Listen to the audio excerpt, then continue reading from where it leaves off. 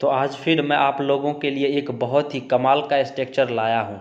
तो देखो जैसे यहाँ पे लिखा है, बात ये है कि मैं उसे नहीं जानता हूँ, बात ये है कि वह मुझसे बात नहीं करना चाहती है, बात ये है कि मैं आज पटना जाऊँगा। ये जितने सारे भी सेंटेंसेज हैं उसमें एक चीज़ कॉमन है, वो सेंटेंस है बात ये है कि।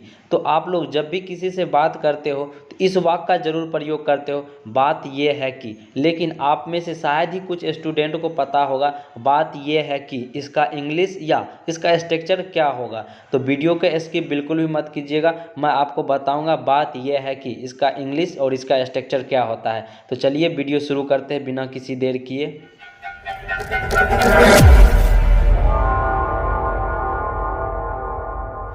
तो देखो बात ये है कि इसका इंग्लिश होता है द थिंग इज डैट। अब आप लोग इसका स्ट्रक्चर समझ लो, स्ट्रक्चर भी बहुत इजी है। सबसे पहले आपको द थिंग इज डैट लिखना है, उसके बाद आपका जो सेंटेंस रहेगा वो सेंटेंस लिख देना है और बस कहानी ख़त्म। तो देखो जैसे यहाँ पे लिखा है बात ये है कि मैं उसे नहीं जानता हूँ, तो आपको स्ट्रक्चर के अनुसार बनाना है। सबसे पहले लिख देना है द थिंग इज डैट, जिसका मतलब हो जाता है बात ये है कि। उसके बाद यहाँ आगे लिखा हुआ है मैं उसे नहीं जानता हूँ। तो आप लोग को भी पता है ये ता है ती है वाला है, ये सिंपल प्रेजेंट टेंस का निगेटिव सेंटेंस है। तो इसमें हम लोग का सब्जेक्ट क्या है, मैं। तो मैं का इंग्लिश आई हो जाएगा और आप लोग को पता ही होगा आई के साथ हम लोग निगेटिव सेंटेंस में डू नॉट का प्रयोग करते हैं। तो डू नॉट लिख देंगे। उसके बाद यहाँ पे वर्ब क्या है, जानना। जानना का इंग्लिश नो होता है और यहाँ पे ऑब्जेक्ट क्या है, उसे। उसे का इंग्लिश हर या हिम भी लिख सकते हो। तो हम लोग का पूरा सेंटेंस बन गया the thing is that I don't know हर।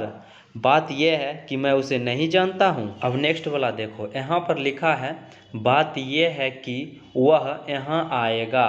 तो इसको भी हम लोग अपना स्ट्रक्चर के अनुसार बनाएंगे। सबसे पहले द थिंग इज डैट लिख देंगे, जिसका मतलब हो जाएगा बात यह है कि। उसके बाद हम लोग का नेक्स्ट सेंटेंस है वह यहाँ आएगा।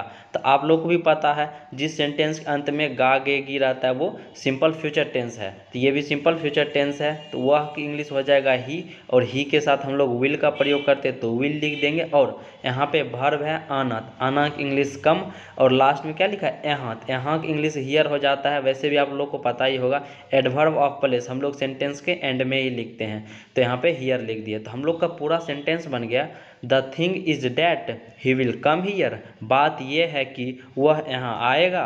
अब एक लास्ट देख लो, यहाँ पर लिखा हुआ है बात यह है कि वह मुझसे बात नहीं करना चाहती है। तो इसको भी हम लोग अपना स्ट्रक्चर के अनुसार बनाएंगे। सबसे पहले द थिंग इज डैट लिखेंगे, जिसका मतलब हो जाता है बात यह है कि। उसके बाद लिखा हुआ है हम लोग का नेक्स्ट सेंटेंस है वह मुझसे बात नहीं करना चाहती है। तो इस सेंटेंस के अंत में क्या आ रहा है, ती है। तो ये भी सिंपल प्रेजेंट टेंस है। आप लोग को पता है जो नहीं वाला सेंटेंस होता है निगेटिव सेंटेंस, उसका स्ट्रक्चर क्या होता है, सब्जेक्ट प्लस डू या does plus not verb one, उसके बाद ऑब्जेक्ट का प्रयोग किया जाता है। तो इसको भी हम लोग बनाते हैं, ट्रांसलेट करते हैं। तो वह इंग्लिश यहाँ पे सी लिख देंगे, और आप लोग को पता है सी के साथ हम लोग डज नॉट का प्रयोग करते हैं निगेटिव सेंटेंस में। तो सी डज नॉट लिख देंगे। उसके बाद यहाँ पे क्या है, चाहना, ये वर्ब है तो वांट टू लिख देंगे। वांट के साथ हमेशा टू का प्रयोग किया जाता है। उसके बाद यहाँ पे एक और वर्ब है बात करना। तो बात करना के भी इंग्लिश टॉक टू हो जाएगा, और इसमें ऑब्जेक्ट क्या है, मुझसे। तो मुझसे का इंग्लिश मी हो जाएगा। तो हम लोग का पूरा सेंटेंस बन गया the thing is that she does not want to talk to me. तो अब आपके लिए कुछ यू वर्क दे रहे हैं। तो देखो जैसे यहाँ पे लिखा है बात यह है कि नीतीश उससे प्यार करता है, बात यह है कि राकेश पढ़ना नहीं चाहता है, और लास्ट में लिखा है बात यह है कि मैं आज पटना जाऊंगा। तो ये तीनों सेंटेंस को आप लोग ट्रांसलेट करना है, कमेंट में बना देना है। तो मिलते हैं ऐसे ही एक नेक्स्ट वीडियो में। Have a good day and take care.